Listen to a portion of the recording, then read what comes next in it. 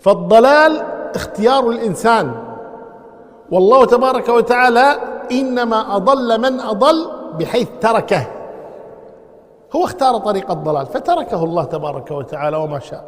والهداية فضل من الله ومنه جل وعلا، فمن يهتدي فبفضل الله ومنته، ومن يضل ففي ترك الله له سبحانه وتعالى، وإنما هو الذي اختار طريق الضلال.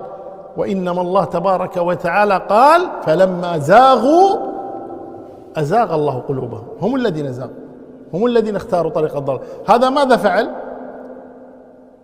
يقول الله تبارك واتل عليهم نبأ الذي آتيناه آياتنا فانسلخ منها. من الذي انسلخ؟ هو. من الذي أخلد إلى الأرض؟ هو. من الذي اتبع هواه؟ هو. إذن ما ظلمه الله تبارك وتعالى، ولكن هو اختار هذا الطريق. أعاذنا الله وإياكم منه ومن طريقه، والله أعلى وأعلم، وصلى الله وسلم وبارك على نبينا.